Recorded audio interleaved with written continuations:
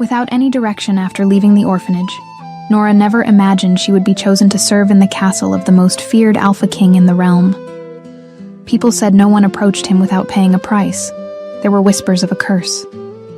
On the night of the king's birthday, screams and the sound of breaking objects echoed through the corridors.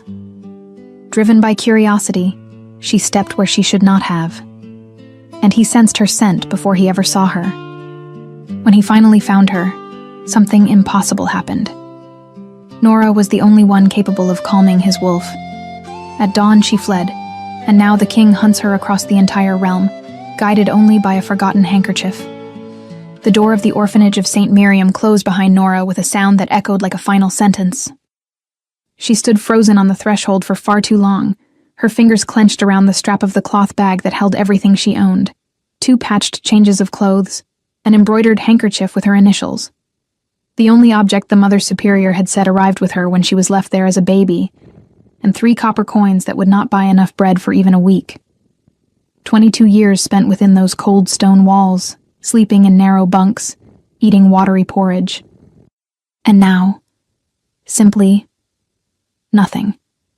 No farewell embrace, no blessing. Only the Mother Superior saying, in a weary voice, that Nora was too old to remain there, that they needed more space for the children. My own path. Nora looked at the dirt road stretching out before her, disappearing among the twisted trees of the forest that surrounded the village. Which path? I do not even know where to go. She never knew who her parents were. She never had a surname. She never belonged to anyone. Nora took one step, then another, and then simply began to walk. There was nowhere else to go but forward. The village around the orphanage was small, poor, forgotten even by the tax collectors. Low houses of wood and clay, muddy streets, people with their heads bowed, working hard just to survive one more day.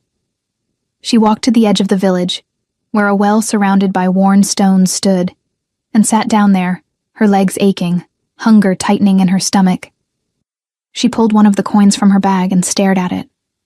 3 coins. That is all I have. That was when she heard the voices. They are hiring at the castle, you know. A middle-aged woman was saying to another as they drew water from the well. My cousin sent word. They say the Alpha King is expanding the staff. Cooks, laundresses, maids. They pay in silver. Silver? The other woman let out a dry laugh. And who is crazy enough to go work in the kingdom of wolves? You know what they say about that place. Creatures that turn into beasts. People who disappear without a trace. The king himself is a demon, according to travelers. Demon or not, silver is silver. And they say he barely shows himself. Stays locked in his chambers, for whatever reasons people whisper. The ones who work there are common servants. Humans like us. Nora remained completely still, every word cutting deep. Castle. Work. Silver. She knew almost nothing about the world of the wolves, only fragments of stories she heard when travelers stopped in the village, tales of shapeshifters, creatures half human and half beast, who ruled entire kingdoms. They spoke of rigid hierarchies, powerful alphas, strange rituals. They spoke of the kingdom of Darkvale River, whose capital lay 3 days' ride from there, and of Castle Valeward, a black fortress raised in the mountains, where the feared Alpha King Raiden Valeward lived. The stories always painted the wolves as dangerous, savage, unpredictable. But Nora looked at the 3 coins resting in her palm and thought, what do I have to lose? She stood, tucked the coins back into her bag, and approached the 2 women. Excuse me for interrupting. Her voice came out low, hesitant. Do you know exactly where I could apply to work at the castle? The 2 women turned, looking her up and down with expressions that shifted between surprise and pity. Are you serious, girl? The older one frowned. You look like you have nowhere to sleep, I imagine. Nora felt her face heat, but she lifted her chin. I do not. That is why I need work. Any work. The woman exchanged a look with her companion, then sighed. Very well. If that is what you want, Go to the Grey Raven Tavern in the village of Thornwick, half a day's walk from here along the eastern road. They say the castle's governess, Lady Adrienne Greymark, will be there tomorrow morning interviewing candidates. But listen carefully to what I am about to tell you, girl. The castle is not a place for those who fear shadows. Nora nodded, tightening her grip on the bag's strap. Thank you. The following morning, Nora arrived at the tavern before the sun had fully risen. There were other women there, perhaps 10 or 12, all with expressions that ranged from desperate hope to poorly concealed fear. No one spoke much. They simply waited. When the tavern door opened and a tall, elegant, imposing figure entered, Lady Adrienne Greymark was exactly the kind of woman who made Nora feel small without saying a single word. She was tall, broad-shouldered, with black hair pinned into a flawless bun and sharp eyes that seemed to cut straight through people. Good morning.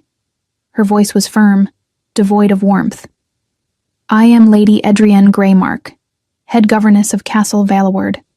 I am here to select competent servants to work in the kitchens and cleaning wings of the castle. If chosen, you will receive lodging, meals, and payment in silver.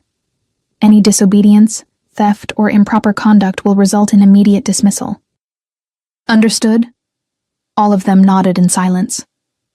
Lady Adrienne began to walk among the women, examining each with a remembering eye. Some she dismissed at once.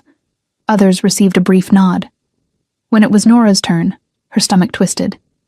Name? Nora, ma'am. Surname? Nora hesitated, feeling her face warm. I do not have one, ma'am. I was raised at the orphanage of St. Miriam. Lady Adrienne lifted an eyebrow, but made no comment. Age? 22 years. Experience? I worked in the orphanage kitchen since I was 12. I can cook, clean, sew, and I learn quickly. Can you read? A little, ma'am. The Mother Superior taught us the basics. Lady Adrienne studied her for a long moment, and Nora felt as though she were being dissected by that cold gaze. You look too weak to carry heavy pots, the governess said at last. I am stronger than I look, ma'am, Nora replied, trying to keep her voice steady. Very well. You are hired. Present yourself at the castle gates tomorrow at dawn. Bring only what is essential. The rest will be provided. Nora reached the gates of Castle Valeward as the sun was just beginning to light the sky. The castle was immense, far larger than any structure she had ever seen. Black towers rose against the sky. Stone walls encircled the grounds, and dark banners snapped in the wind, each bearing the sigil of the Howling Wolf. Guards patrolled the ramparts, and Nora could feel the weight of their gazes even from a distance. She was not the only new hire. 5 other women waited at the entrance, all looking just as lost as she felt. A guard led them through the gates, across inner courtyards, and cold stone corridors, until they reached a side wing where the servants' quarters were located. You will sleep here. The guard indicated a long room with simple bunks. Meals are served in the kitchen at dawn and at sunset. Do not leave your assigned areas without permission. Do not speak to members of the court unless directly addressed. And above all, he paused, his gaze hardening. Stay away from the royal chambers. The king values his privacy. Nora swallowed. She had not seen him yet. She did not know if she ever would.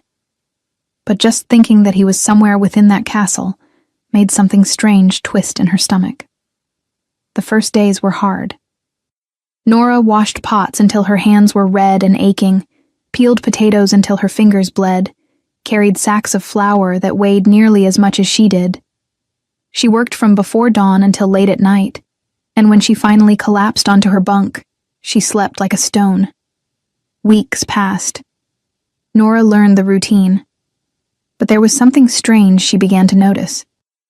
Sometimes, while working near the kitchen windows that overlooked the inner gardens, she saw guards passing by carrying medicinal herbs.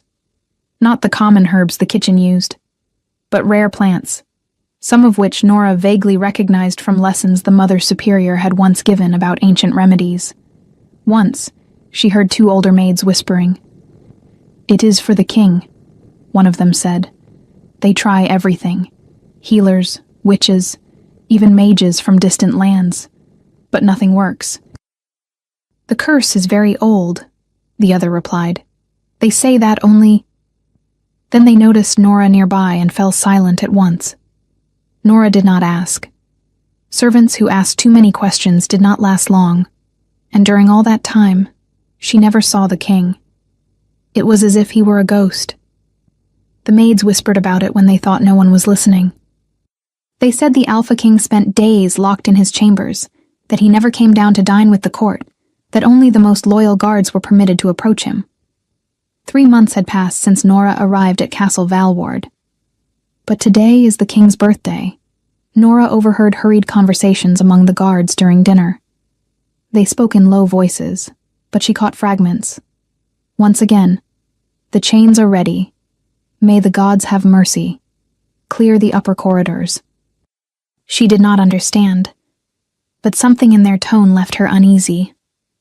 That night, Nora worked later than usual. The kitchen had prepared a banquet for the court. Even if the king did not attend, tradition demanded a celebration, and she stayed behind to help clean the monumental mess that remained. By the time she finished, it was past midnight, and the castle lay submerged in silence. She walked down the corridor toward the servants' quarters, her feet aching, her eyes burning with exhaustion.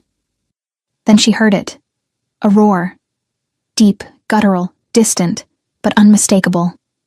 Nora stopped in the middle of the corridor, her heart racing. The sound came from above, from the upper floors where the royal chambers were located. It was followed by a loud crash, as if something heavy had been hurled against a wall. She should have turned back. She should have run to her bunk and pretended she had heard nothing. But there was something in that sound, something that hooked into her from the inside, like a barbed hook driven deep. An inexplicable need to go, to help, to do something. Someone is in pain. Nora did not think. She simply moved. Nora climbed the stone stairs that led to the upper floors, following the sounds of roars and crashes echoing through the empty corridors. The guards who normally patrolled there were absent. Later, she would learn it was deliberate. Every time the curse manifested, the loyal guards cleared the upper corridors, leaving only Theron and 2 men of absolute trust to ensure the king did not escape and harm innocents. The closer she got, the heavier the air became. Something pulled her forward, an inexplicable urge she could not name. She reached a long corridor lit only by torches flickering on the walls. At its far end, a double door of dark wood stood tightly closed. And that was where the sounds were coming from. Nora approached slowly, her heart hammering. When she was only a few meters from the door, she heard a roar so ferocious that her blood ran cold. Fear hit her like a wave, and she froze completely, her feet refusing to move. Inside the room, Raiden stopped in the middle of a spasm. He scented the air violently, his head snapping toward the door. That smell, ancient herbs, willow, absinthe, consecrated lavender, healer's blood, impossible. With a brutal roar, he shattered all the chains at once. Nora heard the metallic crash and the sound of something heavy moving fast. Then, silence. She was breathing hard, still paralyzed with fear, when she heard a soft click coming from somewhere to her left. A hidden door in the wall opened, and he was there, right in front of her. Nora let out a muffled cry, instinctively stepping back. Raiden Valaward was immense, taller and broader than any man she had ever seen, blonde hair disheveled and plastered to his forehead with sweat, bare torso covered in muscles that twitched violently. But what froze her in true terror was his condition. He was trapped between forms. Claws emerged and retracted from his fingertips, as if unable to decide. Teeth lengthened into fangs only to partially recede. His skin shuddered, as if something beneath it were trying to tear its way out. His eyes burned gold, wild, nearly inhuman. The transformation would not complete, and the pain was visible in every contorted line of his body. He took a staggering step forward, then stopped. He scented the air, his head tilting. His golden eyes widened, absolute shock cutting through the agony. Nora seized the moment and ran. She spun and bolted down the corridor, panic flooding her. But Raiden was faster. In 3 strides, he caught her. A large hand closed around her arm, not with brutality, but with unbreakable firmness. Before she could scream, he lifted her as if she weighed nothing and carried her back. "No," his voice came out rough. "Do not run." He carried her through the hidden door, down a short corridor that led directly into a room completely destroyed. He set her on her feet near the bed, but did not fully release her. One hand still held her wrist, as if afraid she might vanish. His golden eyes studied her with a mixture of shock, desperation, and something that looked like reverence. "Who are you?" Raiden asked, his voice breaking. He took a step closer, erasing the distance between them, and Nora felt the urge to retreat again. But something in those golden eyes, it was not only savagery, but desperation, loneliness, a silent plea, kept her rooted in place. When he slowly raised his hand, claws still partially extended, she simply held her breath and waited. Nora did not move. She stood there, her heart in her throat, as his fingers, still tipped with half-formed claws, touched her face. The touch was surprisingly gentle. His fingers traced the line of her jaw, lifting to brush a strand of hair away from her eyes. And then it happened. The wolf inside him fell silent. The transformation tearing Raiden apart stopped, the claws fully retracted. His eyes returned to normal, still intense, still gold, but human. His ragged breathing calmed. The muscles writhing in agony relaxed. He stood completely still, eyes wide with shock, as if unable to believe what was happening. "You," Raiden began, his voice breaking. "You calmed him. For the first time in years, you calmed him." Nora did not understand. What? But Raiden did not answer with words. He simply pulled her into him with a sudden movement, wrapping her in an embrace so tight Nora could barely breathe. He buried his face in her hair, inhaling deeply, and Nora felt his body finally relax completely for the first time since she had entered the room. "You are real," he repeated, this time more to himself than to her. Nora did not know what to say. She did not know what to do. "Do not go," he said, his voice low, almost a plea. "Just do not go. I need to understand. I need to know if this is real, or if I am finally losing my mind." Nora did not understand, but she said the only thing she could at that moment. "I will not go." Raiden sat on the edge of the bed, still holding her hand as if it were an anchor. "Tell me your name." "Nora. Nora," he repeated, as if tasting each syllable. "Just Nora? I grew up in an orphanage." Something crossed his golden eyes. Understanding, perhaps. Empathy. "I feel like an orphan, too," he said softly. "My father died when I was 15. My mother, she could not endure the curse. She looked at me with fear. When I was 17, she left. Never returned." "The curse," Nora repeated gently. "What is it?" Raiden fell silent for a long moment, his jaw tightening, and Nora saw the battle playing out behind his eyes, the struggle between revealing and hiding, between trusting and protecting. At last he sighed. "When I was born, a witch named Morrigan Vile cast a curse on me," he said quietly, controlled. Yet pain lay beneath every word. "My father had executed her brother years earlier, accused of using magic against the kingdom. She swore vengeance. On the day of my birth, she stormed the castle and cast the curse before the entire court." He paused, his eyes lost in distant memories. "Every year, on the day of my birth, my wolf turns against me. I lose control. I cannot fully transform nor remain human. I am trapped between the two states, torn apart from within. The pain is..." He closed his eyes. "Unbearable." as if every bone in my body were being broken and reforged over and over, without end. Nora felt her chest tighten.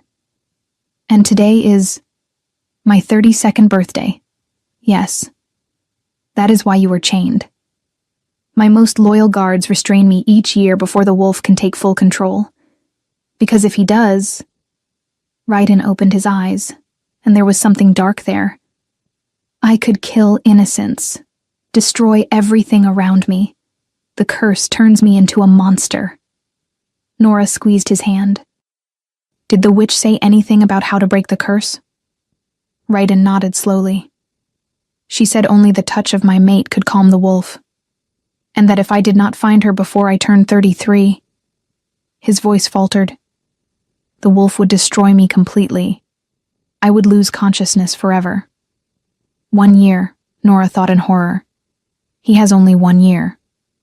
But you calmed me, Raiden continued, turning fully to face her. For the first time since the curse began, my wolf grew completely still. And the healers I consulted over the years said mate alone would not be enough. She would need the gift of healing, ancient magic in her blood. And you, he touched her face again, reverently. You have it. I do not know how to use magic, Nora whispered. I do not know what I am. You do not need to know, Raiden said. You only need to be. And you are. You are my salvation. When he leaned in, Nora did not pull away. And when his lips touched hers, soft, questioning, as if asking permission, she answered. The kiss began gently, almost hesitant, but quickly deepened. There was something desperate in it, as if both of them had waited an eternity for this without knowing it. Raiden's hands rose to cradle her face, fingers threading into her brown hair, and Nora found herself pressing closer, wanting more, needing more. When they finally parted, both were breathless. I do not understand what you are doing to me, Raiden murmured, his forehead resting against hers. But I do not want you to stop. Then I will not stop, Nora replied, surprising herself with her boldness.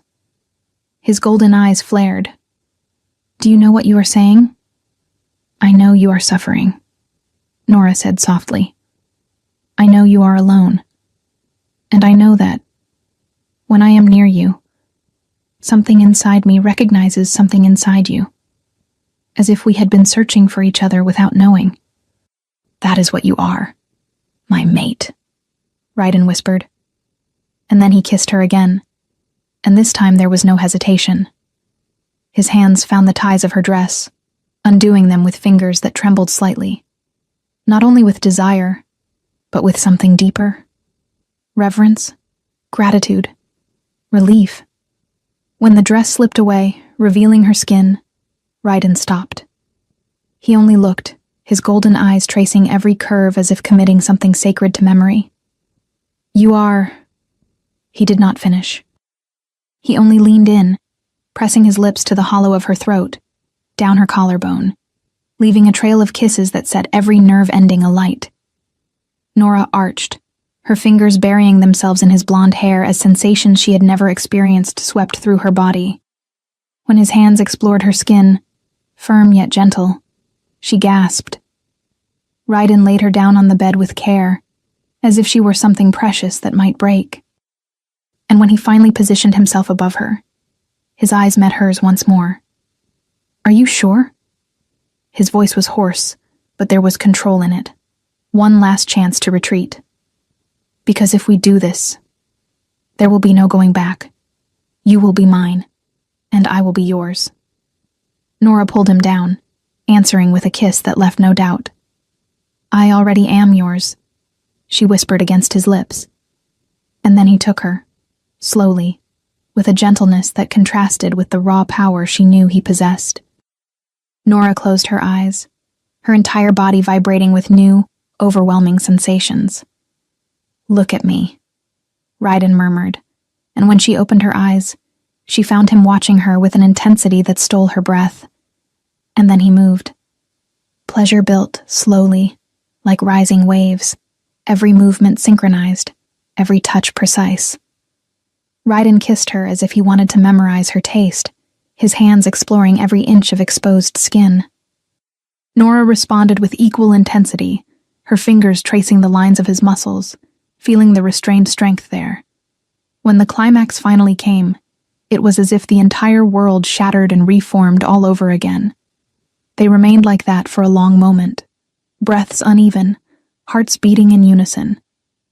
When Raiden finally withdrew, it was only to pull her against his chest, his arms wrapping around her as if afraid she might disappear.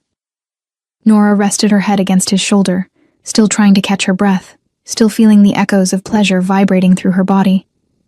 "Sleep," he murmured into her hair. "I will not let anything hurt you. Ever." And for the first time in her life, Nora fell asleep feeling completely safe. Nora woke as the first light of dawn began to filter through the gaps in the heavy curtains. For a moment, she lay completely still, trying to understand where she was. The mattress beneath her was far too soft, the sheets far too fine, the silence around her far too heavy. None of it felt real. Then she turned her head and saw him. Raiden Valward was sleeping beside her. The Alpha King, the most powerful man in the realm. The one she had seen torn apart by the curse only hours before was now at peace. His face relaxed, his breathing deep and steady, the muscles that had writhed in agony completely loose. Blonde strands spread across the pillow like gold in the dim morning light. There was something almost vulnerable in the way he slept, as if for the first time in decades he had allowed all his defenses to fall away. And she was there, lying beside him, in the royal chambers. Reality crashed down on Nora. I am just a servant.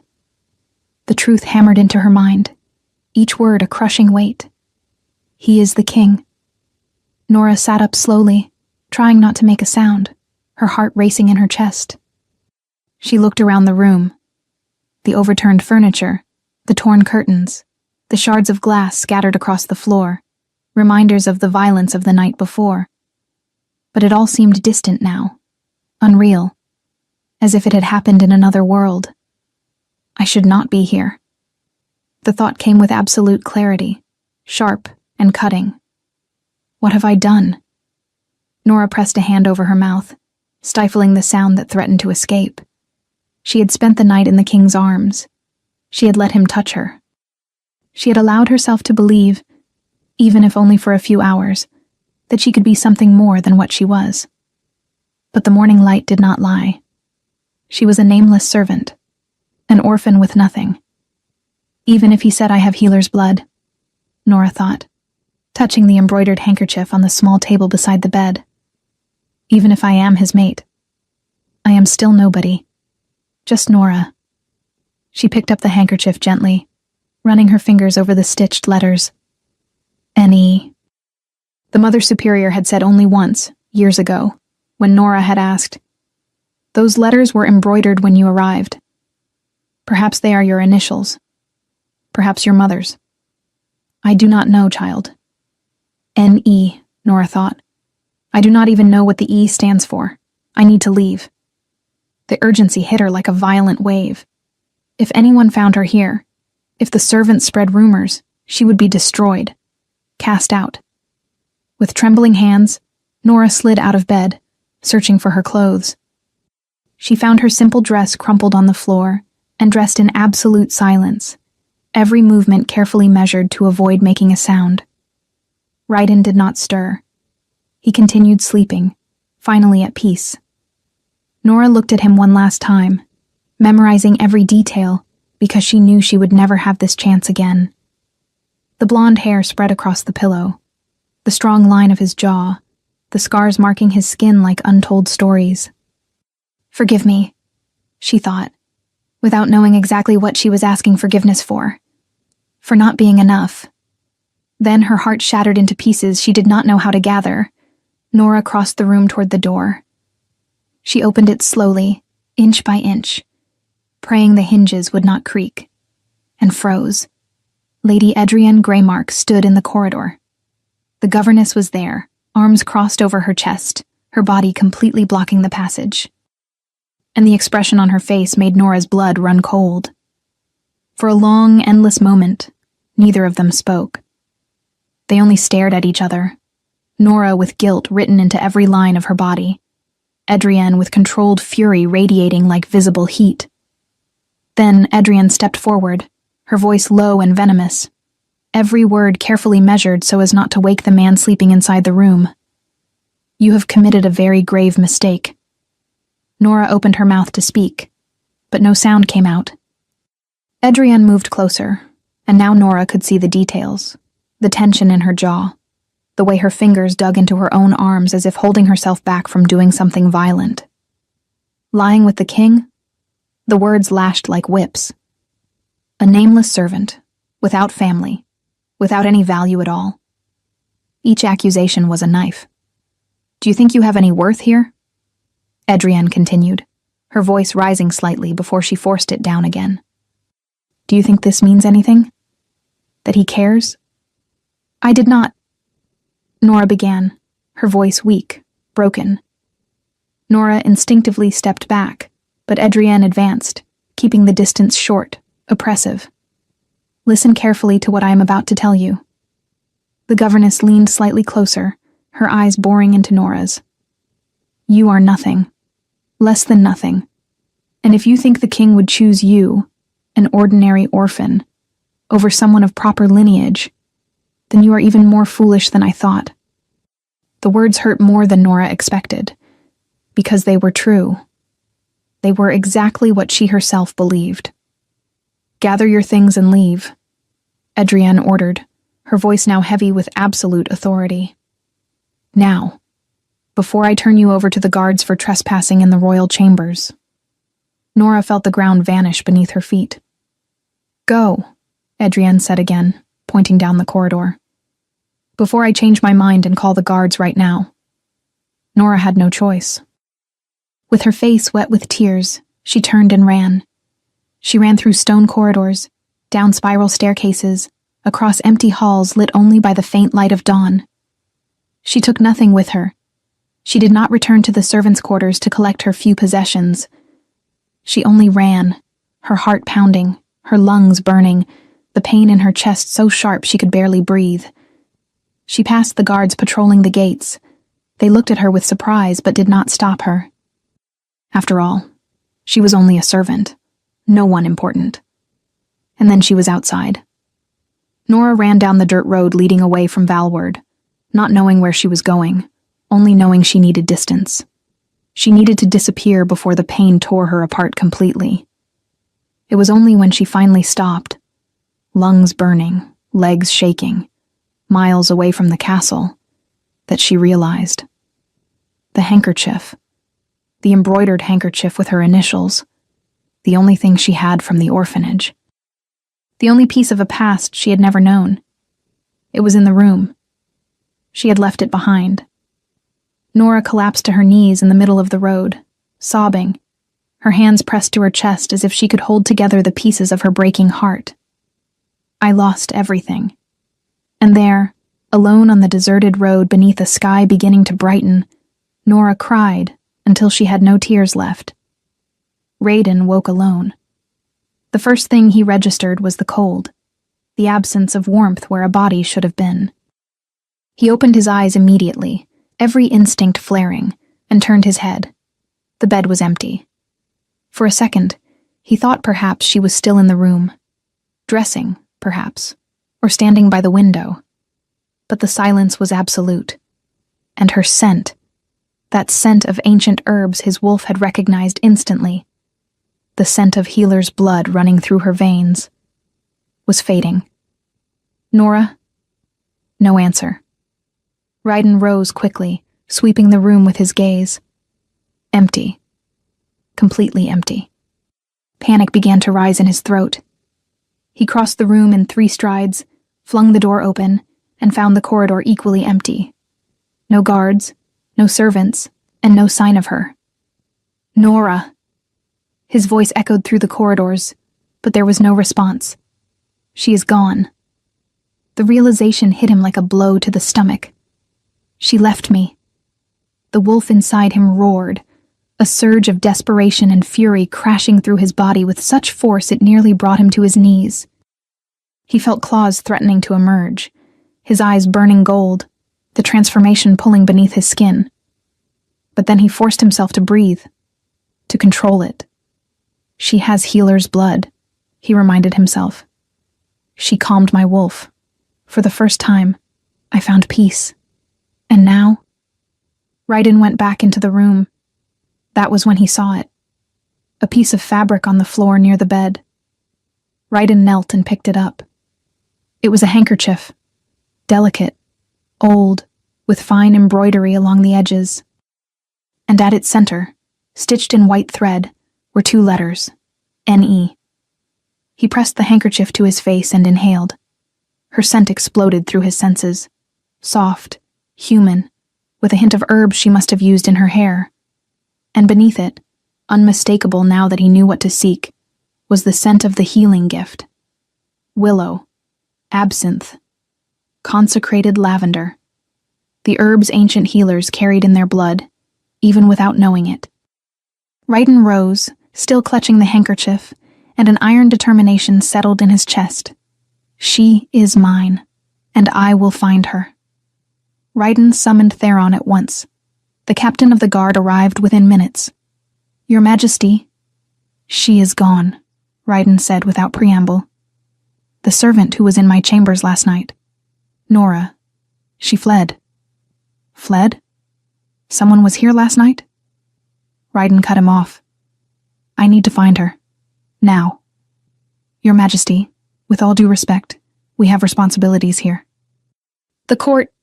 To hell with the court, Raiden hissed, his eyes glowing gold. She is my Luna, my mate, the only person capable of calming the curse, and I will not let her go. The servant? Theron repeated, incredulous. Your Majesty, are you certain that... Absolutely certain, Raiden roared. She calmed my wolf last night. For the first time in 32 years, I spent a birthday without being torn apart by the curse, and I discovered why. She has ancestral healer's blood. My wolf recognized her. She is my Luna, and I need to find her. Theron fell silent for a long moment, studying the king, then nodded. I understand. What do you need from me? Search the castle. Question every servant.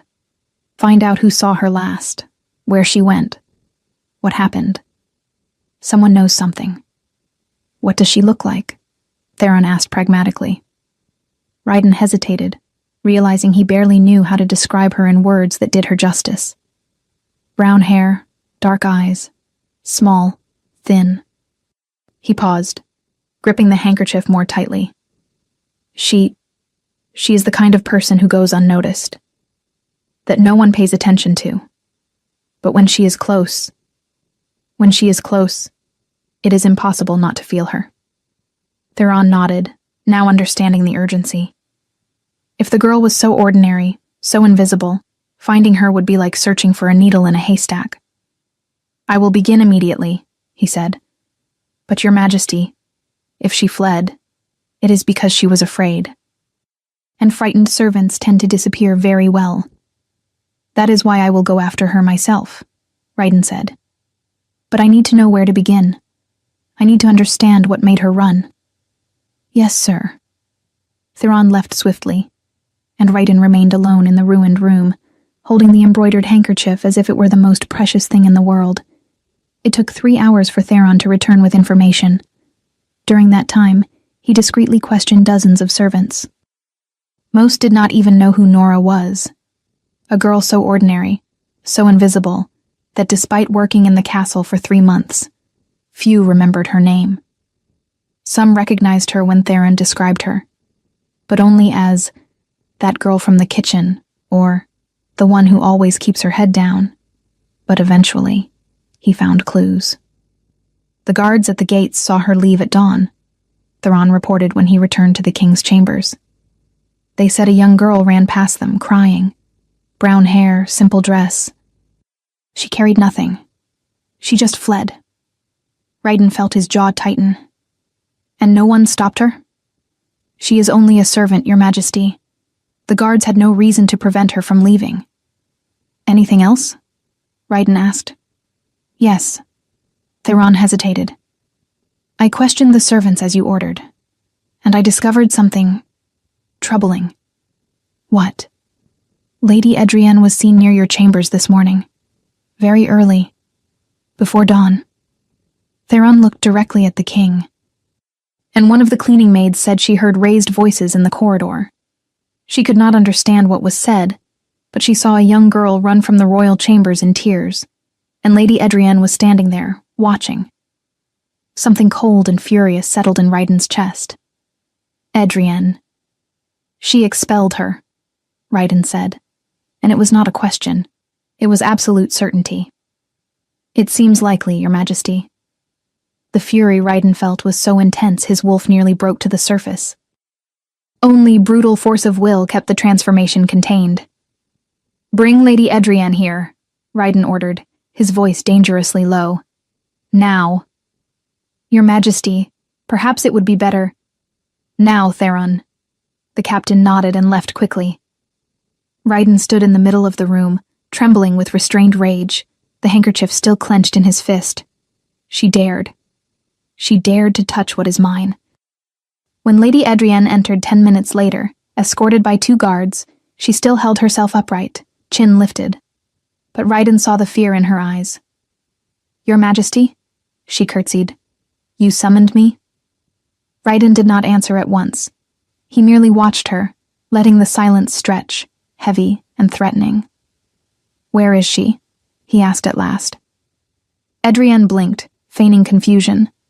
Who, Your Majesty? Do not test me, Edrienne.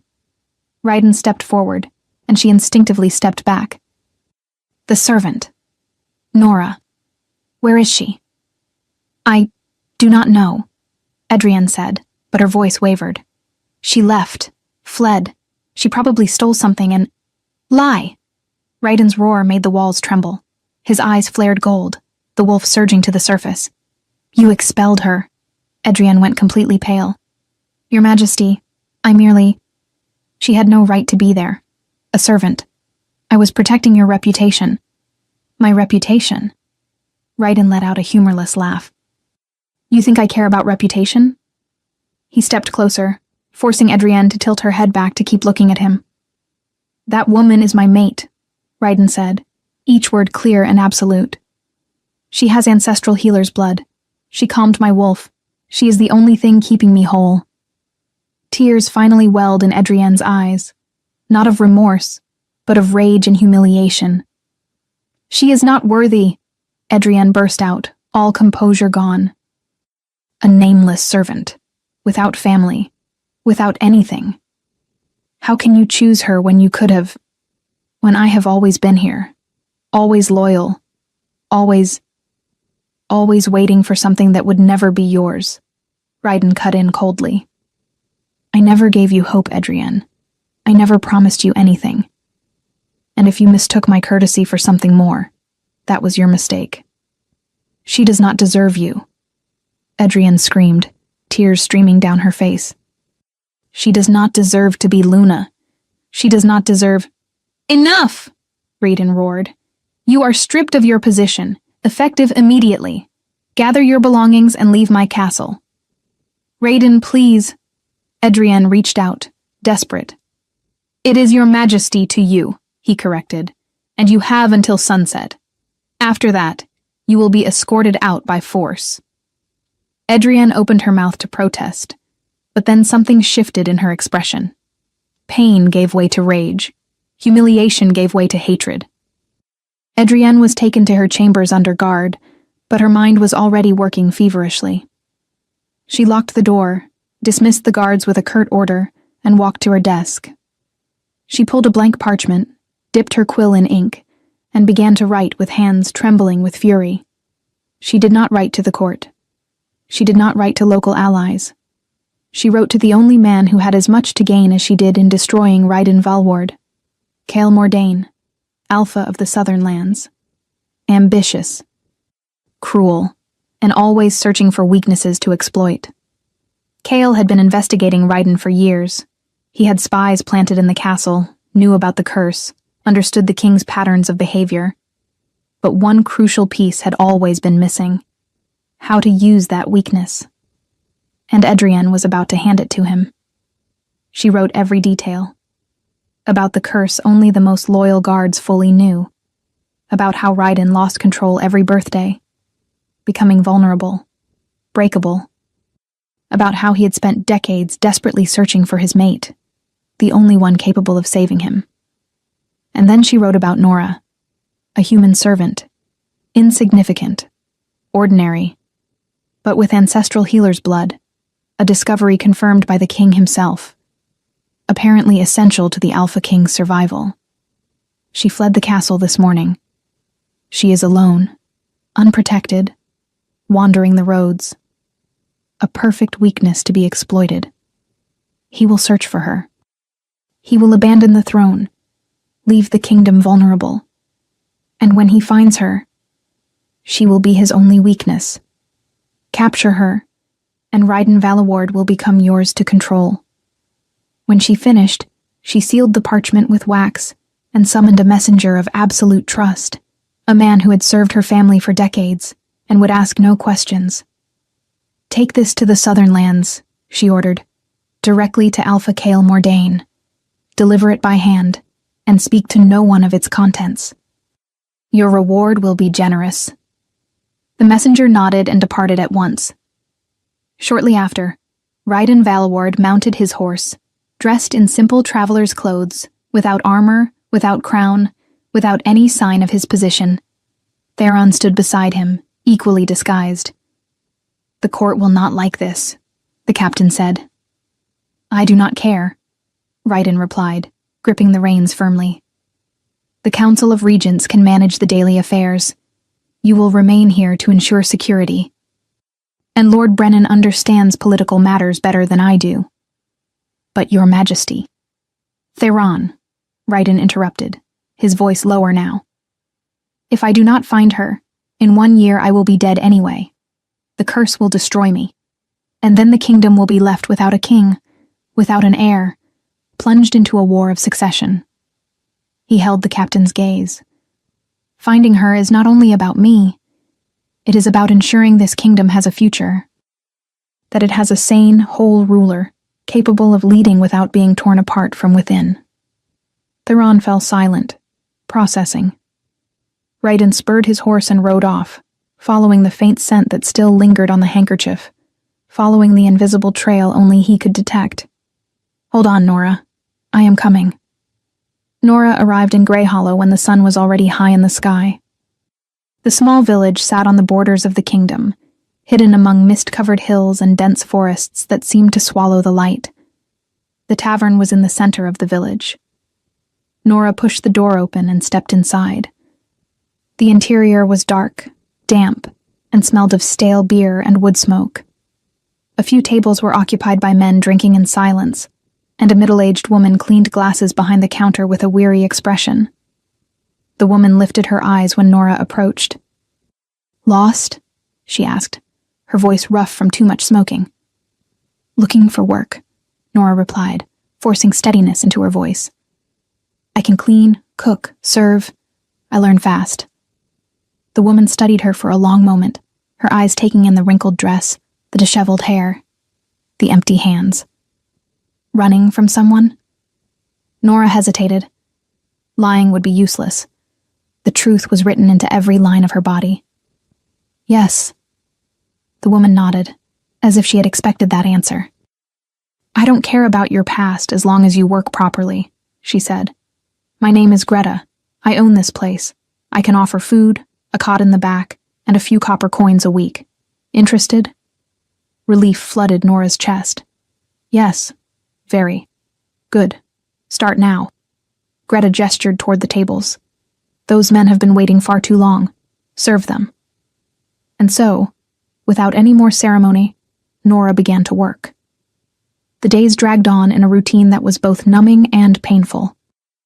That night, as she served ale to a group of travelers who had stopped in the village, Nora began to catch fragments of conversation that made her attention snap sharp. "They say the Alpha King abandoned the throne. one of the men said, his voice thick with drink. Vanished. Left the castle days ago. Nora nearly dropped the mug in her hand. Nonsense, another replied. Kings don't just disappear. But this one did. My cousin who works in the royal stables told me. Said the king left alone, only gave instructions to the captain of the guard, and no one knows where he went. The court is in a panic. Nora forced herself to keep serving, to keep her expression neutral, but every nerve in her body was on alert. He left? Why? Maybe he's hunting, a third man suggested. Alphas need territory, conquests. Nora stepped away from the table before they could notice she was listening. She went to the back of the tavern, pressed her spine against the cold wall, and tried to control her uneven breathing. In the weeks that followed, Nora began paying closer attention to the travelers' conversations. And that was how she started to learn about the wolves' world. She heard about alphas and betus, about rigid hierarchies within packs, about how strength determined rank. She heard about Lunas, the mates chosen by alphas, women who ruled at their side, as respected as they were feared. She heard about soul bonds, rare near-mythic connections in which two beings recognized each other so deeply they became, essentially, one. They said that when an alpha found his mate, the whole world could collapse around him, and he would protect her. Always. No matter the cost. But for Nora, raised between the cold walls of an orphanage, where love was a rare word and magic was not even whispered, all of it felt impossible to believe. Wolves that turned into men, curses cast by witches, predestined soulmates, bonds that transcended choice and reason. It was a whirlwind of information that her mind, accustomed only to the hard, simple reality of survival, struggled to process. How could it be real? How could a love like that exist? Instant, overwhelming, inevitable. Is that what I am to him? Nora would wonder, distractedly. A true mate? That foggy morning, Nora was wiping down tables when the tavern door opened. She did not look up. She simply kept working, already used to the constant flow of travelers. But then she felt it. Something shifted in the air. It grew heavier, charged, as if a storm were about to break inside that small space. Nora lifted her eyes slowly and froze. Ryden Valaward stood in the doorway. He wore simple traveler's clothes, a dark tunic, worn trousers, a cloak with the hood thrown back, revealing disheveled blonde hair. Stubble shadowed his jaw, deep hollows sat beneath his golden eyes, and road dust streaked his skin. He looked exhausted, but his eyes, those intense golden eyes, burned with something so ferocious it stole the air from her lungs. Ryden saw her, and the entire world stopped. For one endless moment, neither of them moved. They simply stared across the space between them. She with the cleaning cloth still in her hands, he with the door still hanging open behind him. Then Ryden crossed the tavern. He did not run. He did not need to. Each step was measured, deliberate. And everyone in the tavern instinctively moved aside, feeling the power rolling off him even without armor, even without a crown. He stopped in front of her. So close Nora could feel the heat, could see every detail. The fatigue lines on his face, the tension in his jaw, the way his hands opened and closed at his sides as if he were fighting the urge to touch her. You, he rasped, his voice rough, broken. You are my Luna. The silence that followed was absolute. Everyone in the tavern went still, watching, waiting. Nora felt tears sting her eyes. Ryden, no. He cut her off, taking one more step, erasing the last inch of space between them. Don't run from me again. Don't leave me again. But the court... Adrian was exiled, Ryden said, and there was cold satisfaction in those words. Banished the very day you left. She has no power over you anymore. Nora blinked, startled. I ran because I thought I wasn't enough. That you would eventually realize you deserved someone better. Someone of proper lineage. That you only wanted me because you need me to survive the curse. I need you, Raiden admitted, and there was brutal honesty in the words. Yes, I need you to calm my wolf, to break the curse, to survive the next year. But that isn't all I feel, not even close. He rested his forehead against hers. I spent 32 years searching for my mate, 32 years believing it would be only need, only survival. But then I found you and... His voice softened. And I learned that mate is not just compatibility. It is recognition. It is looking at someone and thinking, oh, so it's you. Finally, it's you. Raiden, Nora whispered. You are the only one who matters, Raiden said. And there was so much conviction in those words that Nora felt something break inside her. Then, right there in the middle of the tavern, in front of everyone, Raiden Valaward dropped to one knee. The Alpha King, the most powerful man in the realm, kneeling before a human servant. Come back with me, he said, his voice low but clear. Please. Come back with me and be my Luna. Be my mate. Be mine. Nora looked at him, at the man who had crossed half the kingdom to find her, who had abandoned the throne to search for her, who was now kneeling at her feet, asking for something she did not even know she was allowed to give. And she realized there was no choice. There never had been, because she was already his. From that first night. From the first touch.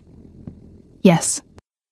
The word came out as a whisper, but it carried through the silence of the tavern. Raiden closed his eyes, and the relief that crossed his expression was so intense, it made Nora's chest tighten. He rose in one fluid motion, pulled her into his arms, and kissed her. It was not gentle. It was desperate, as if he had been waiting an eternity for it. When they finally parted, both of them breathing hard, Raiden rested his forehead against hers. Never run from me again, he murmured. Promise. I promise, Nora whispered back. But Raiden, what if the court still... The court will learn to accept it, he cut in. You broke the curse. You saved me. And more than that, you are my mate. They have no choice but to accept you. Nora nodded, trusting him in a way she had never trusted anyone. Raiden, she said softly, I'm sorry. For running. For leaving you searching for weeks. He kissed her forehead. You're here now. That's all that matters. And as Raiden held her as if he would never let her go again, she finally allowed herself to believe. Raiden and Nora were about to leave Grey Hollow when the tavern doors burst open. The sound of heavy boots against the wooden floor made everyone in the tavern freeze. Nora, who had been gathering her few things while Raiden settled payment with Greta, turned instinctively and felt her blood run cold. A man stepped in. Tall, broad-shouldered, dark hair cut short, and icy gray eyes that looked capable of freezing everything around him. He wore reinforced leather armor with plates of dark metal, and there was something predatory in the way he moved, as if each step were calculated to intimidate. Behind him, more men filed in. 10, 15, all armed, all with the posture of warriors who had seen many battles. Raiden turned slowly, immediately positioning himself between Nora and the newcomers. And when he spoke, his voice came out low, dangerous. Kael Mordain, how interesting to find you so far from the southern lands. The man, Kael, smiled, but there was no warmth in it. Only something calculated, cruel. Raiden Valaward. Or should I say, Alpha King. He dipped into a shallow bow, mocking. Though a king who abandons his throne to hunt human servant girls hardly deserves the title, don't you think? Nora felt Raiden tense beside her, but he did not answer the provocation. He only waited. Kael walked slowly through the tavern, his men spreading out to block every exit. The few patrons who still remained hurried away, and even Greta disappeared into the back. You know, Kael went on, picking up an abandoned mug and sniffing its contents with contempt. I've studied you for years, Raiden. Years watching, investigating, looking for the weakness every great man has. And you. You were particularly hard to decipher. Get to the point, Kale. The point? Kale set the mug down and turned to face him directly. The point is, I found your secret. Morrigan Vale's curse. Fascinating, really. Every year on the day you were born, your wolf turns against you. Must be uncomfortable. Nora watched Ryden's jaw tighten, his fists clench. How? Spies, Kyle answered simply. I have very loyal people in very interesting places. Servants, lesser guards, even a few merchants who frequent your castle. He smiled. I've been investigating you for years, Ryden. I knew about the curse, the patterns, the vulnerability. But one crucial piece was missing. How to use it against you. Kale looked straight at Nora. And then I received a very interesting letter from a certain exiled governess. Lady Edrienne was extremely helpful in filling in the missing details. About how you finally found your mate. About the ancestral healer's blood. About how she ran. He tilted his head. It was only a matter of tracking where a frightened servant girl would flee. And here we are. He stepped closer, those gray eyes sliding to Nora, studying her with an interest that made her want to shrink. So this is the famous girl. The human who miraculously calms the great Alpha King. Kyle tilted his head again. I'll admit, I expected something more impressive. Ryden lunged forward, but Kyle lifted a hand. Careful. My men have very specific orders. If I give the signal, they take her. And something tells me you'd rather that didn't happen. If you touch her, Ryden began, his voice a growl. What will you do? Kill me? Here? Surrounded by my guards? Cal let out a low laugh. Don't be foolish, Ryden. We both know that would end badly for both of us. That's why I came with an offer. I want nothing you have to offer. Not even her life? The silence that followed was absolute. Kyle smiled, knowing he had hit the mark. I thought that would get your attention. So listen carefully, because I'll say this only once. He folded his arms. For years, I've wanted your throne, your territories, your title of Supreme Alpha King. But I'm not stupid enough to start an open war. Too many lives lost, too many resources wasted. So I came to offer an alternative. What? An alpha duel. The words dropped like stones into the tavern's silence. Nora did not fully understand what it meant, but she saw Kale's guards straighten, saw the tension in the air sharpen until it was almost tangible. An alpha duel, Ryden repeated, his voice dangerously low. You know what you're asking. Perfectly, Kale replied. Ancient tradition. Two alphas fight until one submits or dies. The winner takes all territories, power, and titles of the defeated. Simple. Clean. Final. And the girl? Where does she fit into this? Kale smiled again, that cruel smile that made Nora's stomach twist. She's the incentive. You see, I need to ensure you actually show up for the duel. So she comes with me. As collateral. When the duel is over, if you survive, you can have her back. Never. Ryden's roar made the walls tremble. His eyes flared gold, claws beginning to emerge. She's not going anywhere with you. Kale made a subtle gesture, and his guards advanced, boxing Ryden and Nora in from every side. You really want to do this here? Kale asked, calm. Fight all of my best wolves, risk her getting hurt in the process. Or would you rather accept my offer, have a fair chance to defeat me, and bring her back safe and sound? Ryden went completely still, and Nora saw the war raging behind those golden eyes. The struggle between the instinct to protect her now and the cold logic that a fight here could kill her. Nora stepped forward, touching Ryden's arm. Don't do this, she whispered. Please. Just fight him then. Don't let me go with... If I fight here, you could die, Ryden replied, his voice breaking. And that I cannot risk. But, trust me. He cupped her face in his hands, forcing her to look at him. Please, just trust me. I will win. I will bring you back, I promise. Nora felt tears burn in her eyes, but she nodded. Raiden turned to Kale, and when he spoke, every word carried pure hatred. I accept the duel, but if you touch her, if you do anything beyond keeping her safe, I swear by the old gods there will not be a slow enough death for you. Kyle lifted his hands in a gesture of peace. She will not be touched.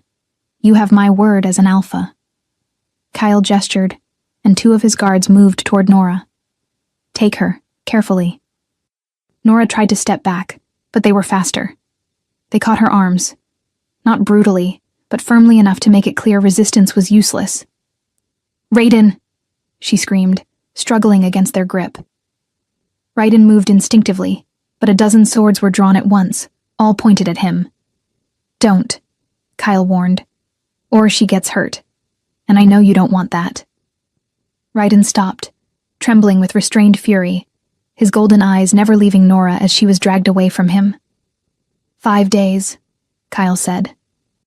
On the neutral lands between our realms, at sunset on the 3rd day. If you don't show, well, I suppose she becomes property of the southern lands. I'll be there, Raiden roared, and when I am, I'll rip her from you and then tear you apart limb by limb. Kale only smiled. I'm looking forward to watching you try. And then Nora was taken out of the tavern, her heart pounding, tears streaming down her face, while the last thing she saw was Raiden standing there, motionless, shattered, watching her disappear. The journey to Kale's fortress in the southern lands took 2 days of hard riding, stopping only to rest the horses and eat quickly. Nora was kept under constant watch, always surrounded by guards, never left alone, always observed. Kale rode at the front, never looking back, as if she were nothing more than baggage to be hauled along.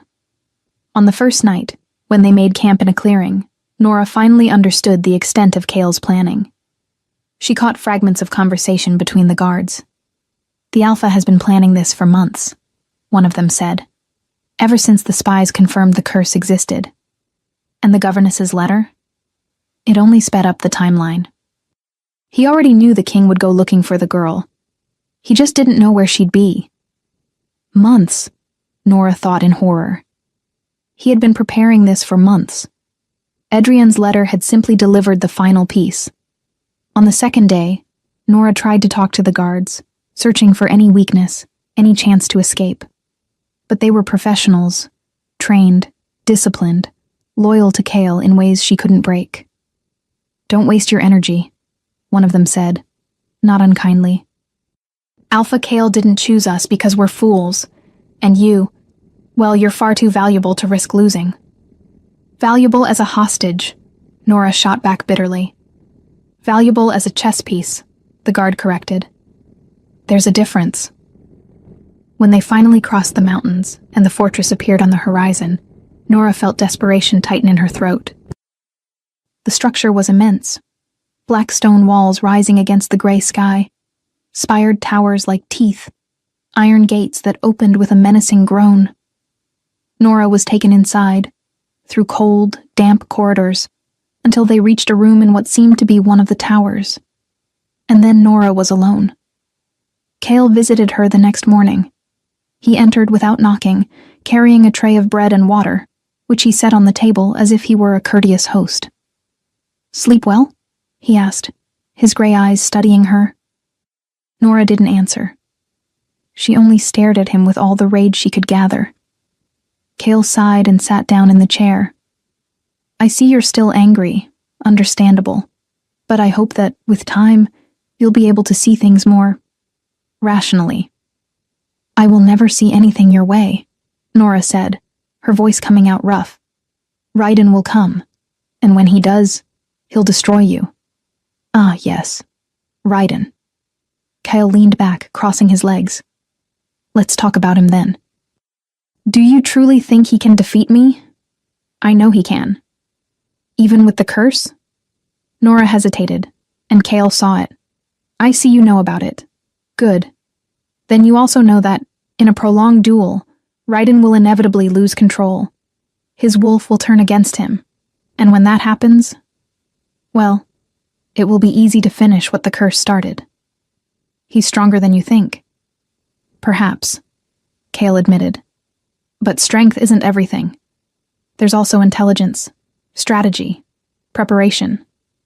He leaned forward. And I have all three. I've studied Raiden for years, Nora. I know exactly how he fights. I know his weaknesses. I know when the curse affects his control. He stood, moved closer to the window, and looked out at the mountains with a thoughtful expression. You know, I am not a cruel man without reason, he said at last. Everything I do because I believe I am more fit to rule than Raiden. He is weak, controlled by a curse, obsessive. He left the throne for you, abandoned his duties. That isn't strength, it's weakness. That is love, Nora replied. Kyle turned to look at her, surprised. Love? You truly believe that? I know it. Kyle studied her for a long moment, then let out a low laugh. Interesting.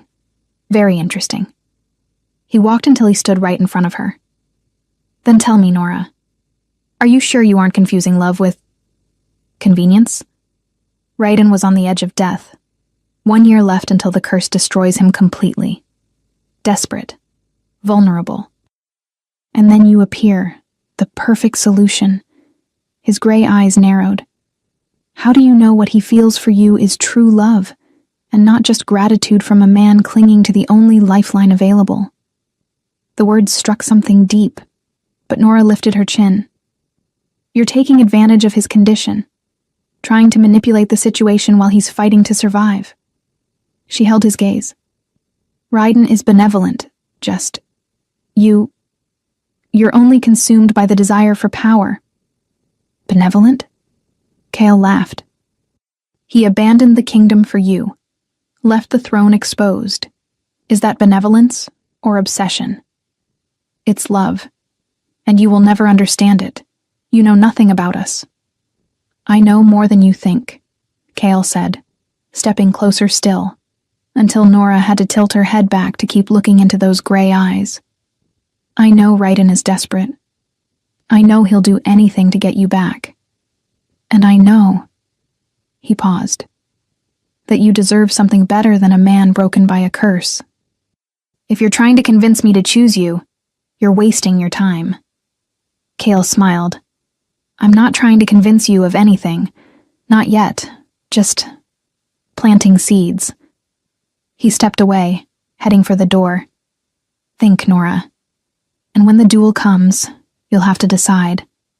Stay with a man who loves you out of need, or consider other options. Before Nora could respond, Kael opened the door and left. Alone, Nora sat on the narrow bed, and finally allowed herself to process everything. He is right about one thing, she admitted reluctantly. Raiden needs me. Without my healer's blood, without my presence to calm the wolf, the curse will kill him on his next birthday.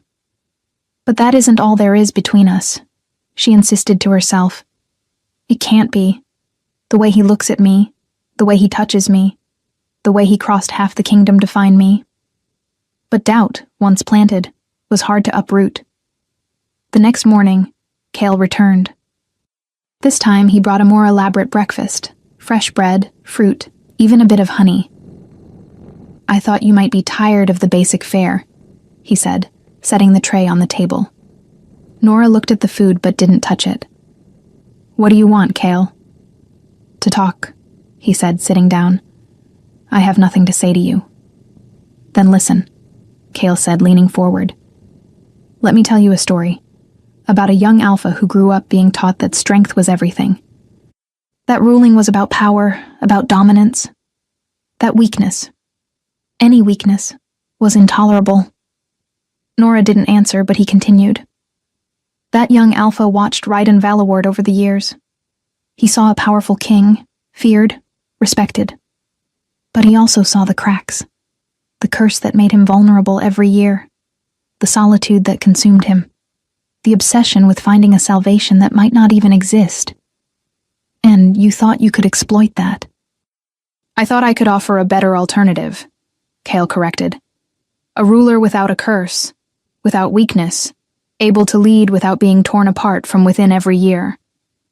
A ruler without a heart, Nora replied, without empathy, without love. Kyle went quiet for a moment.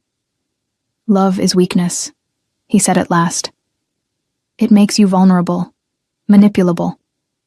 Look at what Raiden is doing, risking everything, his kingdom, his throne, his life, for a woman. That isn't weakness, Nora said. That is strength. The strength to prioritize what matters. And what matters? Kyle asked. One person? Or the thousands who depend on a strong ruler? Both can coexist. Can they? Kyle stood. We'll find out.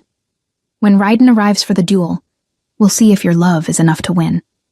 Or if, in the end, it's just another weakness to be exploited. And then he left again. On the third morning, Kale entered with a different expression. More serious. More determined.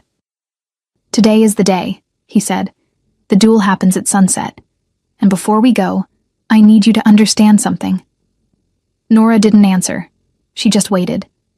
If I win, when I win, you will become my Luna. Not by choice, but by right of conquest. Everything that was Raiden's becomes mine, including you. I'm not property. In the wolves' world, that is exactly what a Luna is, Kyle replied coldly. Property, symbol, power. And you will be mine. Nora felt fear tighten in her throat, but she forced herself to lift her chin. Then kill me too, because alive, I will never be yours. Something flickered in Kale's gray eyes. Surprise, perhaps, or respect. You have more strength than you look like you do, he said at last. It's a shame it's wasted on a man who doesn't deserve it. He turned toward the door. Get ready. We leave in 1 hour. And as the door closed behind him, Nora allowed herself one last silent prayer. Please, Raiden. Please, survive. Please. The arena had been prepared on neutral ground, a vast plain surrounded by rocky hills, where neither Raiden's realm nor Kale's could claim territorial advantage. When Nora arrived, escorted by Kale's guards, her heart nearly stopped. There were hundreds of wolves there. Hundreds. On both sides, forming an enormous circle around a space marked off by ancient stones carved with runes she couldn't read. They were warriors, nobles, representatives of smaller packs, all come to witness what could shift the balance of power across the entire kingdom. And at the center of the arena, waiting, stood Raiden. He wore only dark leather trousers, his bare torso revealing taut muscle. His blonde hair was pulled back and tied at the nape of his neck, and when his golden eyes found Nora's through the crowd, the whole world seemed to stop. Nora saw the pain there, the desperation, the restrained fury, but also something deeper. Absolute determination. She tried to run to him, but the guards held her tightly, leading her to an elevated area where she would be forced to watch. Kyle was already there, seated on a kind of improvised throne, completely relaxed as if this were mere entertainment. Make yourself comfortable, he said, as Nora was positioned beside him. This should be an interesting spectacle. Nora didn't answer. She only kept her eyes fixed on Raiden, trying to send him through her gaze everything she couldn't say out loud. I believe in you. Please, survive. On the far side of the arena, Theron stood beside Raiden, his voice low but urgent. Majesty, there's still time to refuse. We could raise an army, invade his fortress, rescue her by— No, Raiden cut him off, his golden eyes never leaving Nora. This ends here. Today, the right way. But the curse, I know, Raiden said, finally looking at his captain, and there was acceptance in his eyes. I know if the fight goes on too long, I'll lose control. I know Kale is counting on that. But I also know I have no choice. She is my Luna, Theron, and I will not abandon her. He planned this for months, Majesty, Theron said urgently. Our informants confirmed it. Kale has studied your every move, every fighting pattern, Every moment the curse affects your control. He knows exactly what to do. Then I'll have to be unpredictable, Raiden replied. Theron was silent for a moment, then placed a hand on Raiden's shoulder. Then fight like you've never fought before. I won't die, Raiden said. And there was so much conviction in those words that Theron almost believed him. And I will prove, Raiden thought, looking at Nora one more time, that she isn't my weakness. She is my strength. An elder with white hair stepped into the arena, carrying a staff carved with ancient symbols. His voice echoed across the plain, carried by magic that made everyone present fall silent. Alphas of North and South, today you face each other in an ancestral duel, he declared. The rules are simple. Fight until one submits or dies. There is no dishonorable surrender. There is no outside interference. What happens within this sacred circle is witnessed by the gods and accepted by all. He looked at Raiden.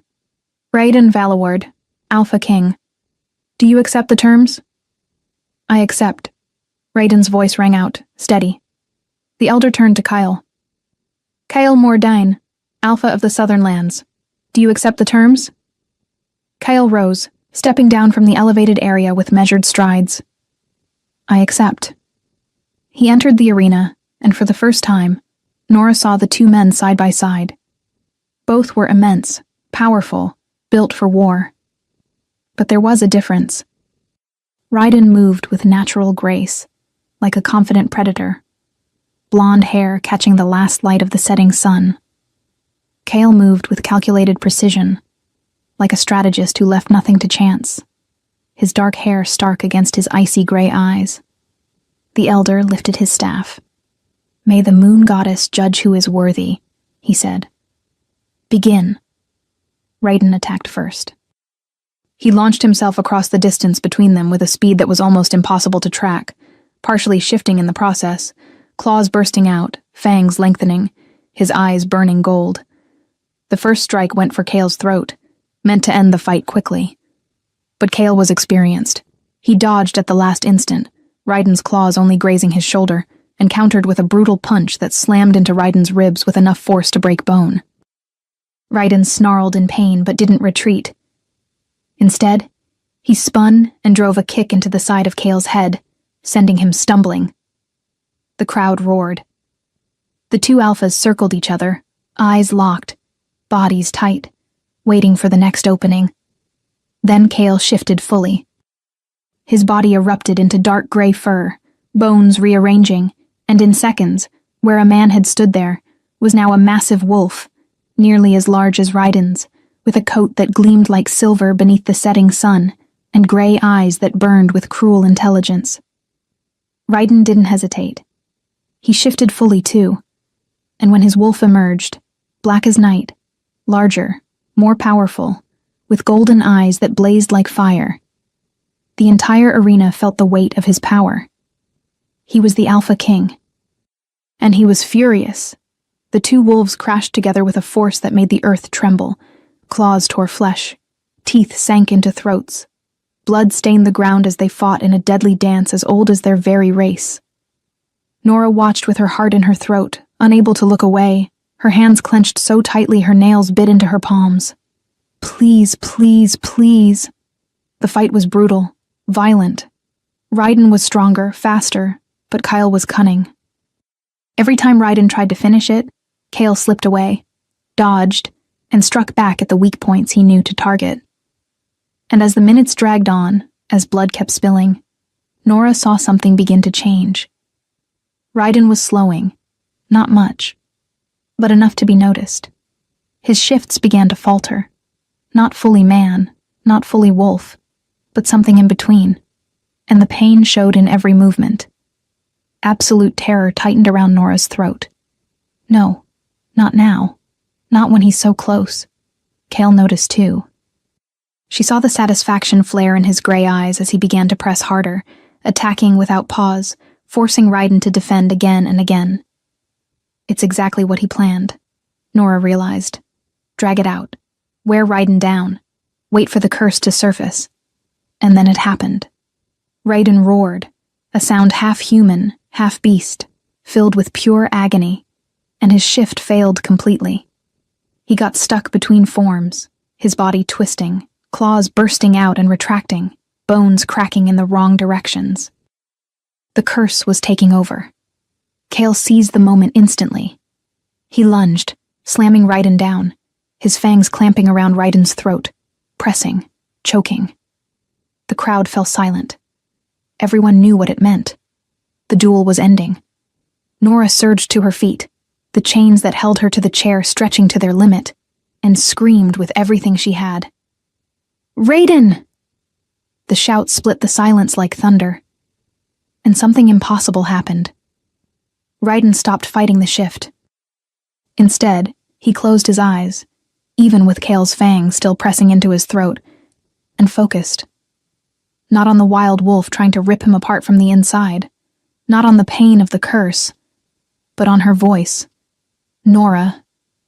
He remembered her touch that first night, the way she had calmed his wolf with a single gesture. And then, for the first time in 32 years, Raiden didn't fight the wolf. He accepted it as part of himself. The transformation that had once torn his body apart now flowed smoothly, naturally, the way it was meant to. Wolf and man fused completely, not at war, but in harmony. And when Raiden opened his eyes again, they burned with a power no alpha there had ever seen. He roared, a sound that made the ground shake, that made every wolf present bow instinctively, and hurled Chaol away with brutal force. Chaol hit the ground several yards away, stunned, and when he tried to rise, Raiden was already on him. What happened next was devastating. Raiden attacked with a ferocity that bordered on savage, yet he kept absolute control. Every strike was precise, every bite was calculated. Chaol tried to defend himself, tried to counter using everything he'd learned from years of studying Raiden. But he couldn't. In less than 5 minutes, Chaol was on the ground, bleeding from dozens of wounds, barely able to breathe. Raiden stood over him, jaws closing around Chaol's throat, pressing. Not enough to kill, but enough to make it clear he could. And then he waited. The elder approached slowly, his staff thudding against the ground. "Alpha Chaol Mordain," he said, his voice carrying. "Do you submit?" Chaol stayed silent for a long moment, pride warring with survival. But when Raiden pressed a little harder, when the taste of blood filled Chaol's mouth, Chaol finally yielded. He bared his throat completely, the universal gesture of submission among wolves, and whispered the word that sealed his fate. "I submit." The arena erupted in roars. Raiden released Chaol's throat and backed away, shifting slowly back into human form. He was covered in blood, his own and Chaol's, but he remained standing, victorious. His blonde hair, smeared with dirt and blood, gleamed beneath the setting sun. The elder lifted his staff. "Raiden Valward is declared the victor," he proclaimed. By right of conquest, all of Chaol Mordain's territories, powers, and possessions now belonged to the Alpha King of Valaward. But Raiden didn't care about territories. He didn't care about power. He turned, golden eyes sweeping the crowd until they found what he was searching for. Nora. She was still in the elevated area, shaking, crying, but alive. Alive. And his. Raiden crossed the arena in long strides, ignoring the pain of his injuries, ignoring the crowd's cheers. When he reached her, he simply pulled her into his arms and held her as if he would never let her go again. Nora sobbed against his chest. "You won," Raiden murmured into her hair. "Absolutely nothing is going to separate us again." He pulled back slightly, cradling her face in his hands, and there were so many emotions in his golden eyes that Nora could barely process them all. "I love you," he said, each word clear, absolute. "Not out of need. Not because you break the curse. But because you're the only person who makes me feel whole. The only one who sees me not as a king, but as a man. And if I have to spend the rest of my life proving that, I will." And then she kissed him. Right there, in front of hundreds of witnesses, surrounded by blood and glory, Nora kissed Raiden with everything she had. and when they finally pulled apart, the crowd's roar of approval made the earth tremble. The claiming ceremony took place that same night, on neutral ground, beneath a star-filled sky, with hundreds of wolves forming a sacred circle. The elder led the rite, the words in an ancient tongue echoing through the night. Raiden Valward, supreme Alpha King of all the northern realms, and now the south, his voice reverberated. Do you claim this woman as your Luna? I claim her, Raiden answered, holding Nora's hand. And you, Nora. The elder paused, his eyes studying her as if he could see through her, reading something others could not. When he spoke again, there was reverence in his voice. Healer of ancient blood and tamer of wolves. Do you accept this man as your alpha, your mate? Nora looked at Raiden, to the man who had crossed half the kingdom to find her, who had fought curse and enemies to protect her, who looked at her now with those golden eyes as if she were the only thing that mattered. I accept, she said, her voice steady. The elder smiled, the first genuine smile he had shown. Then let it be sealed beneath the full moon, witnessed by the ancestors. Raiden pulled Nora to him, leaning in until his lips brushed her neck, exactly where her pulse beat hard. And then, before everyone, he bit. It wasn't brutal. It was reverent. The claiming mark, the final seal of the soul bond between Alpha and Luna. Nora gasped at the sensation. Sharp pain followed by heat that spread through her entire body like liquid fire. She felt something shift at a deep level, felt the bond between them solidify in a way that could never be broken. When Raiden pulled back, there was blood on his lips, and the mark on her neck glowed under the moonlight. Permanent, visible, declaring to the whole world that she belonged to him as much as he belonged to her. The crowd roared again, but Nora only had eyes for Raiden. Now you are my Luna, he said, touching the mark with reverence. Now, you are truly mine. I always was, Nora replied. And when they kissed again, sealing the bond in every way that mattered, the full moon above seemed to shine a little brighter. 3 months later, Nora stood in the gardens of Valaward Castle, watching Raiden train with the guards in the courtyard below. So much had changed since the duel. Kale had been banished, his lands absorbed into Raiden's kingdom, his wolves given the choice to submit or leave. Most chose submission, acknowledging that Raiden was the stronger alpha. Lady Edrian was never seen again. People said she had fled to distant lands. But Nora didn't care. The woman held no power over her anymore. And the curse was broken. Not completely. There would still be time, the healers said. Perhaps a few more years with Nora at Raiden's side. But in the last month, when there should have been pain, there was nothing. Only peace. And Nora had uncovered something else about the curse. As she studied her lineage, she found old records about Morrigan Vael. The witch hadn't been only vengeful, she had been prophetic. She knew the only way to break the curse was through a healer of ancient blood, and she knew, too, that in that time, healers were hunted, persecuted, killed. Morrigan had cast the curse knowing that, to save their king, the realm would be forced to value the very people it persecuted. It was a brutal lesson. You kill witches and healers out of fear of what you don't understand. But the day will come when the king himself will depend on them to survive. And then you will have to choose, pride or salvation. Morrigan had gotten her revenge. But she had also left a legacy of change. Healers who once hid were now called openly to the castle. Witches offered their services without fear. Ancient knowledge, once suppressed, returned to the light. And it was exactly that knowledge that allowed Nora to discover who she truly was. Over the past 3 months, Nora had thrown herself into studying her gift. She learned it wasn't only healer's blood. It was an old, powerful lineage.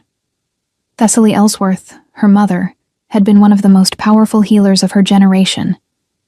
And she also learned why she had been abandoned. Thessaly hadn't left her at the orphanage out of lack of love. She had been hunted. When Nora was born, Thessaly knew her daughter carried the same gift, perhaps even stronger. So she did the only thing a mother could do. She hid her. She brought the baby to the orphanage on a stormy night, left only a handkerchief embroidered with the initials N.E., Nora Ellsworth, and vanished far away, drawing the hunters in another direction. To protect her daughter, Thessaly sacrificed the chance to ever know her. The record said she was never found. Some believed she had died. Others believed she had fled to distant lands. But Nora chose to believe that, wherever she was, Thessaly had done it out of love. The same kind of love Nora understood now, the kind that makes you sacrifice everything for the person who matters most. And Nora was learning to honor that legacy. "My Luna!" Raiden's voice rang out from the courtyard, and Nora turned to see him waving, sweaty from training, but smiling in a way that was only for her. His blonde hair shone under the afternoon sun. "Come, I need you to demonstrate something." Nora laughed, shaking her head, but she went down the steps toward him. And when Raiden pulled her into his arms, not caring that he was sweaty, not caring that guards were watching, and kissed her like he'd been waiting an eternity for it, Nora knew. She was home, not in the castle, not in the kingdom, but in his arms.